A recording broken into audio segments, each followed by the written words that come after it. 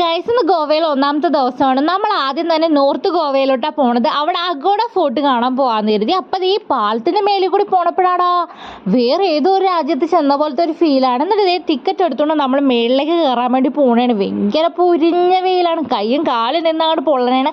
അപ്പം എൻ്റെ channel subscribe ചെയ്യാത്ത ആരെങ്കിലും ഉണ്ടെങ്കിൽ ഒന്ന് സബ്സ്ക്രൈബും ചെയ്തും കൂടെ ഇട്ടേക്കണേ. അപ്പം മേളിലോട്ട് കയറി ചെല്ലുമ്പോൾ എന്താണെന്നോർത്ത് ഭയങ്കര ആകാംക്ഷ. ചെന്നപ്പോഴാടാ വാവ് എന്ന് പറയാണ്ട് ഒന്നും തോന്നിയില്ല പ്രത്യേകിച്ച്.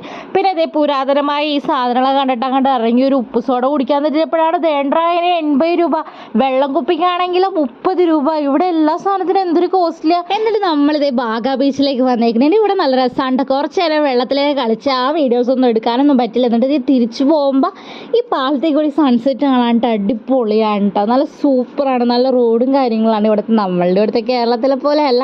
എന്നിട്ട് രാത്രിയായപ്പോൾ ഒന്ന് അടിച്ച് പൊളിക്കാന്ന് കരുതി ഫുഡൊക്കെ കഴിച്ചങ്ങോട്ട് ചില്ല് ചെയ്തിരുന്നു. അപ്പം ഇന്നേക്ക് ഇത്രേ ഉള്ളൂ. ബൈ.